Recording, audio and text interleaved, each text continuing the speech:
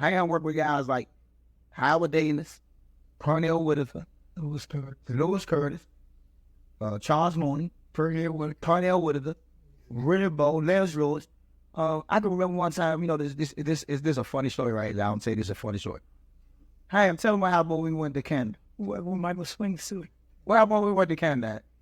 Well, we draw a young man that was just 16 and a half years old, by the name of Lennox Lewis. At the tournament, they were giving up an English racer bike, a bicycle. I wanted that bike so bad. Mark was running around the ring. He did the ollie shuffle. He went under the ropes. He did a flip. People stood up, gave him ovation. But he won his little flag. He wanted that bike.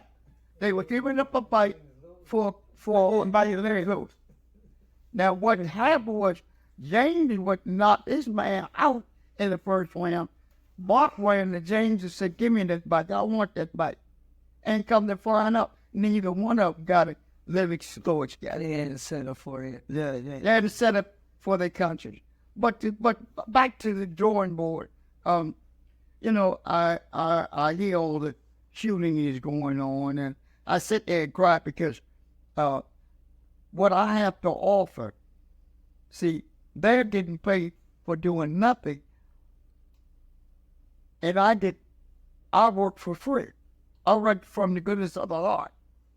We had guys that could do it all. We had the best bike robbers, drug dealers, stick-up boys, escape from penitentiary, starred cars, steal cars. We had the worst of the worst.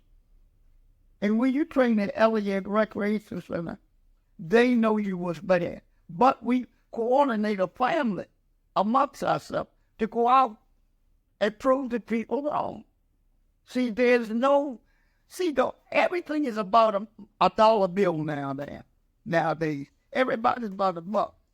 Hey, I'm willing to go in the lion's mouth or the belly of the whale and dig it up and show a kid a different side of the coin. There's a head and there's a tail. Either you're going to be the tail or the head. No one is not going out there like that anymore. Let me ask you one question. You had just as many world champions, or just as many champions as Emmanuel Stewart. You and Emmanuel Stewart was partners. Detroit, the Crumb team, and Ham AC and Washington, D.C. team. They beat us in Ohio like that. 13 straight years. But we can fight every year. Well, but they want to open it. But my thing is, want to open it. My thing is, let me ask you one question. When Emmanuel Stewart made the switch from amateurs to professional, why didn't you make that switch? Well, my head was being beat by a lot of guys that wanted to turn pro. I wouldn't turn them pro because I didn't want to listen to my program. I had too many problems back behind me because, boxers are somewhat like women. If you pay too much attention to one guy, the other guys will get jealous. They don't want to work as hard no more. Because why? You're paying all the attention to this man. I could not leave my gym. I had a chance to get all kinds of world champions. I didn't want no money. I wanted my kids. So this is who I ended up at. Being the best amateur trainer in the world and not making them up.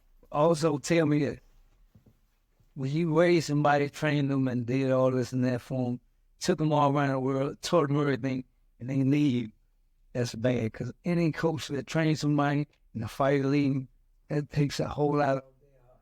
Well, none of them that okay, it happened to me. I trained around for nothing. But we call it gypsies. At boxing, amateur boxing, we call it gypsies. That means you don't have a contract on the kid. All you do is have his ABF book. And they want to go to another club. There's nothing you can do but give up his ABF book. But that take a whole lot. That's like when that fight left him, he took a whole lot out of him. That should be. Well, you never can get that back. Well, not only that, they went to number 11. But the boys club, number 2 boys club, I think in the 70s. Number 11, number 2. No, number 2 boys fight. wait a minute. Let me get this straight away. They broke records in 1976. The Boys Club, number 2 Boys Club, had champions in open class division in every weight class. I could only do it in 10 weight class. They're the only one in history have did it 11, and I can do it in 10. That means every weight class they had a champion. I can always have that little lump, and I could never do it. I admit to that. And if you would come in my house, I can show you trophies will fall off the wall, and I can go all the way back. But I just want to say, this day and time, to the mothers and the fathers, the world is coming to an end. The reason why it's coming to an end, y'all are sleeping on your job.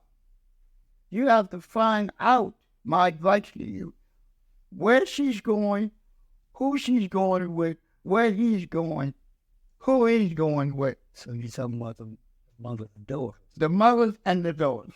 This is a message to you. Now, there's no excuse anymore.